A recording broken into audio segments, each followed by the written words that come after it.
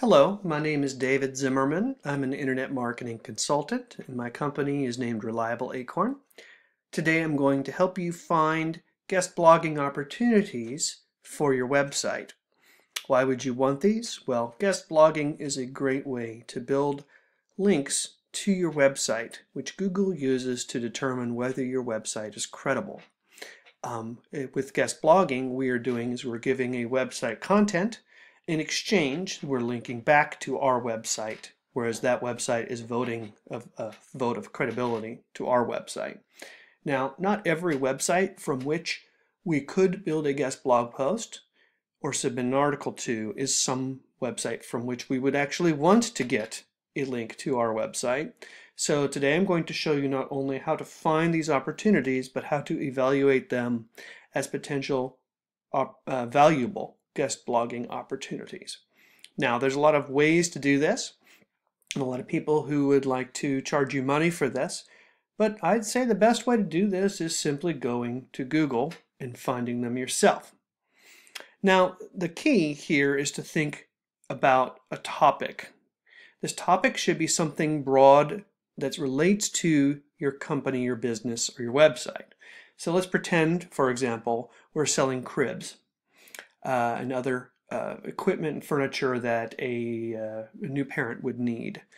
Well, we could search for cribs and look for guest blogging opportunities relating to cribs, but that might be too specific. So let's think more broadly, and that's the key. So let's think of childbirth as a phrase, and we're going to look for blogging opportunities around childbirth. Now, we don't just want to go to Google and search for childbirth because that's everything about childbirth. We want to limit our searches. In this case, we're going to limit our searches to certain phrases that kind of imply a website would be willing to take content from our site. Let me show you what I've done here. I've entered the word childbirth into Google, and I've modified it with some certain phrases like guest writer. So that alone would give us websites that talk about childbirth and guest writers. But I've expanded on this further to include, or alternately, rather than just guest writers, you could also give childbirth and guest author, or childbirth and guest contributor, or childbirth and write for us. As you can see, what's going on here, this word or doesn't mean include the literal word or in the search results. It's giving us several options. And in my experience, these four phrases tend to give us a large amount of guest blogging opportunities that we should pursue. And here we go. We got a bunch of them here. Let's start to evaluate them. Now, the first criterion by which I'd like to evaluate a website is frankly looking at it. To save myself time and remember my place, I'm going to open links in a new tab. Looking at this Aging with Pizzazz. Now, evaluating this website for a guest blogging opportunity can be a little tricky because what we don't want to do is evaluate it based on how it looks. Just because the website looks amateurish doesn't necessarily mean it's a bad opportunity for us. What we're looking for is credibility. It's hard to identify credibility immediately, so we need to resort to an objective measure. And one objective measure is called domain authority. Domain authority is a score generated by the website Moz that evaluates the credibility of a website on a score between 0 and 100.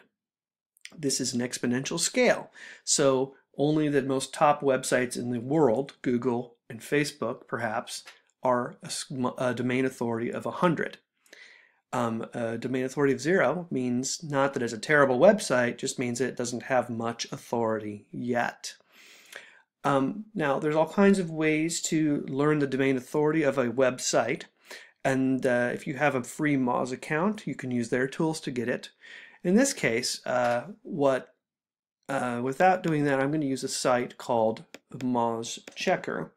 I'm going to first go and select this URL. Going to go to checkmoz.com/moz-metrics, and I'm going to enter in the URL I copied. Now there's a lot more information than I need. I'm primarily interested in the domain authority, so I'm going to remove from this URL all the extraneous information. Now I've just got the home page or the domain. And you can see what's selected here is the domain authority, also the page authority. We'll get to that in a moment. I'm going to hit submit. This website's going to process. It's going to go to Moz, get the score, bring it back to us here. It doesn't take long before we learn that the domain authority for this website is 13. Now, like I said, this is a score between 0 and 100. It's exponential. However, 13 isn't terrible, but I'm really only interested in websites with a domain authority at least of 20. It might seem low, 20 out of 100, but this is an exponential scale, so 20 is a respectable score. Unfortunately, this website doesn't qualify, which does not say Aging with Pizzazz is a terrible website. I'm sure it's a great website. It just doesn't have the authority for our purposes here. So we're going to say thank you, good luck Aging with Pizzazz. We know you're on vacation, we hope you're enjoying that, but we're not going to pursue this any further. Let's keep looking at another couple websites. Aging with Pizzazz, again, is a second website. The third website is called Knocked Up Abroad. We're going to open this in a new tab. Going to load this up. What is the domain authority for this site? We're going to copy this URL. I'm going to paste it in our tool. We're going to remove the extra information because we're really only interested in the home page in this case. Pardon me, we're going to submit this. And look at what we have here. A domain authority is 29, obviously greater than 20, so this has a respectable enough domain authority to pay attention. The second thing we want to look at besides domain authority is the page authority. Now this is the same kind of score between 0 and 100 on an exponential scale, but it doesn't apply to the domain as a whole, but a particular page. In this case, the particular page that we want to measure is the home page. Does the home page have a page authority of greater than 20? In this case, yes, it's twice as great. It's 40. Actually, it's not twice because it's an exponential score, so it's exponentially greater at 40, a very high and respectable page authority. So our first type criteria is domain authority and page authority are greater than 20, Knocked Up Abroad, passes. But the third criteria for our purposes here is this website based in the United States? Well, we can go to this website. We're going to have to look around and learn. Sometimes you have to read the website a little bit. Maybe you'll find an address listed somewhere on the website. Maybe there's other things. But in this case, frankly, the name of the website kind of tells us, and the TLD, which is the 2 or 3 character abbreviation after the domain name. EU is a European website. This is a great website by a lot of standards. Domain authority, page authorities are both strong, but for our purposes today, this is not based in the United States. It is not a website which we're interested in, so we're going to move on to another opportunity. Let's look at the next one. Singing Dragon. We're going to open in a new tab to make it a little easier for us to come back. And frankly, here, we don't have to pull domain authority or even page authority to find out this isn't really the opportunity which we're looking for. This is talking about book proposals. Remember our goal here. We want to give a website content as an opportunity for us to get a link back to our website. If our project was to build and write a book, this would be a great website. That is not what this page is about. So we don't even have to pull the domain authority to find out. This is not what we're looking for. Good luck to Singing Dragon. Let's move on to the next one. I'm going to skip down a couple because I've gone here before and I want to find a good example. And I'm coming now to the 5th page listed here, and this is Peaceful Parenting at drmama.org. We're going to open that in a new tab. We're going to look at the site. We're going to see, hey, this is all about guest authoring, so it's relevant. We're going to copy this. We're going to put this URL in here to our Moz metric checker. We're going to kind of remove some of this extra information we don't need, and we're going to ask, what is the domain and page authority for this site? Well, looky there. It's 45 domain authority. It's significantly better.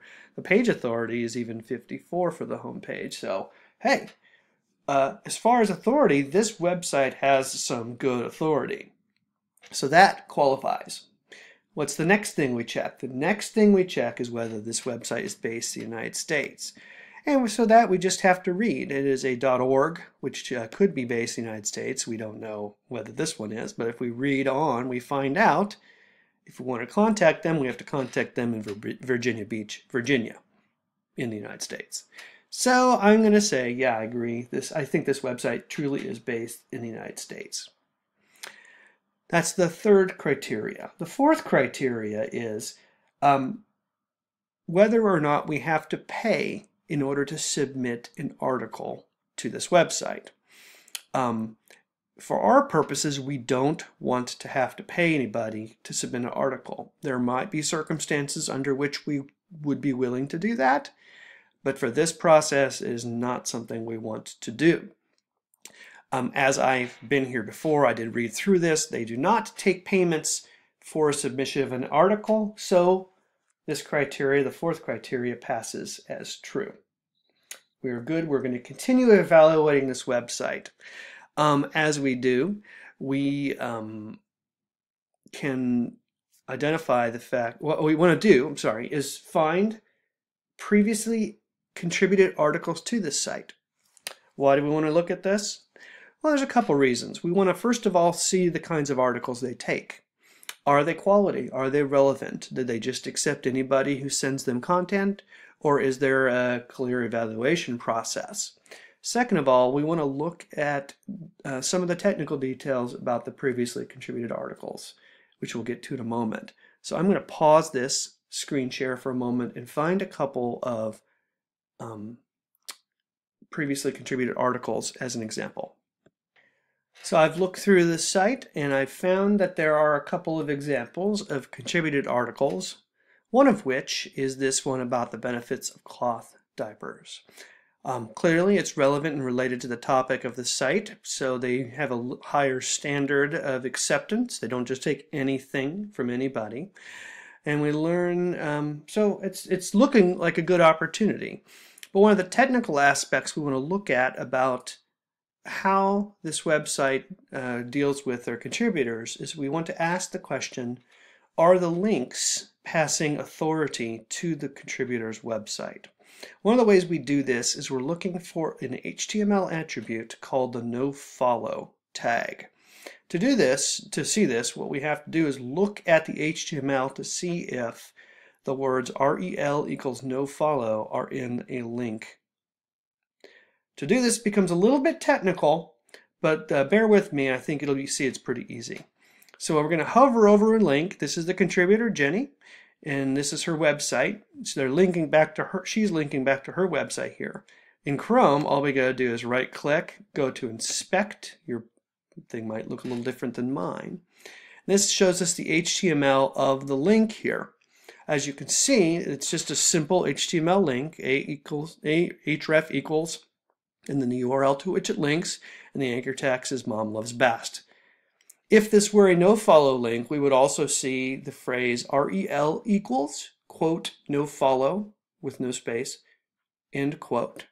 If this was in this link, that link would be nofollowed and not passing authority in Google's eyes. This is absent in this link, so the link has authority that's being passed. So great, we're learning if we were to contribute to this website, we would probably get authority too.